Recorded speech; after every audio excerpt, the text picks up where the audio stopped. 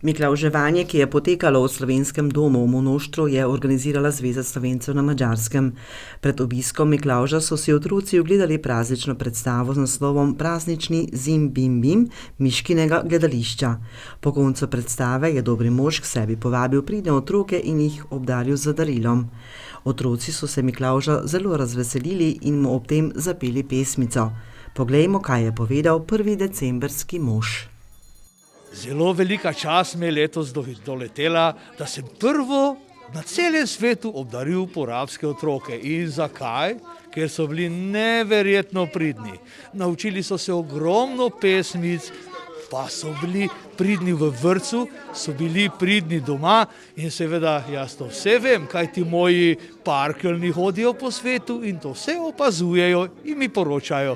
Tako da pridni dobijo vedno prvi, ta poredi, teh pa sploh ni. Tako da uživajte življenje. Kot je povedal dobri mož, je bila pot do Monoštra zelo dolga.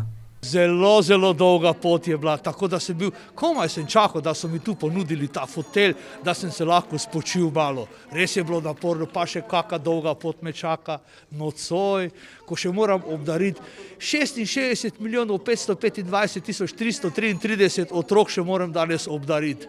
Tako da me še čaka kar lepa pot.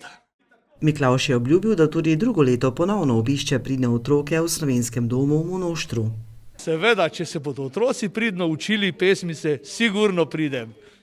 Mamica Martina Zakoč, ki je s svojim sinom Vidom obiskala Miklavža, nam je povedala, kako je bilo včasih na predvečer Miklavža na Gornjem Seniku. Včasih je bilo tako, da je Miklavž s krampusi prišel po vasi, ampak to zdaj še itak držijo na Gornjem Seniku. Torej, tudi jaz s svojim sinom in z možem jutri pričakujem ponovno Miklavža, ki bo prišel k nam domov in bo njega malo razveselil, obdaril. O miklavževanju v sedanjem času Zakoč pove: Jaz mislim, da se zdaj že vse bolj hiti.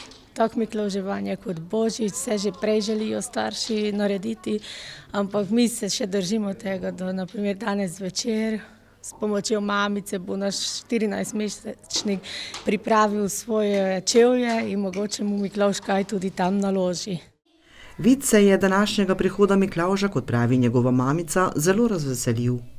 Midva sva že tudi včeraj hodila v vasi na Gornjem Seniku v Kviharjevo spominsko hišo, kjer so imeli Kukucovo predstavo. Tam je zelo užival.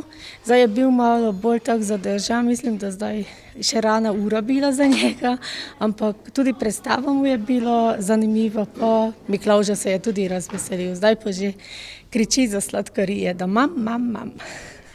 Zveza Slovencev na Madžarskem tako vsako leto organizira miklavževanje za malčke iz porabskih vrtcev. To poteka tako, da oni pridejo sem v slovenski dom in tukaj v konferenčni dvorani pogledajo eno gledališko predstavo, seveda v slovenskem jeziku. Potem jih obiskuje Miklavž in oni zapojejo slovensko pesem Miklavžu in potem dobijo eno majhno darilo od njega.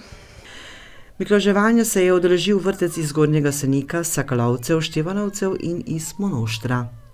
Namen prireditve pa je to, da se otroci počutijo čim prijetneje v slovensko govorečem okolju in da se učijo slovenski jezik na nek igrivi način. Miškino gledališče je otrokom predstavilo svojo praznično predstavo z naslovom Praznični Zim Bim Bim. Kaj pa so jim z igro želeli sporočiti? Tukaj v teh čudovitih hiškah, ki jih vidite v ozadju, živita najboljša prijatelja soseda Ježka Neška in Dihurči Duško.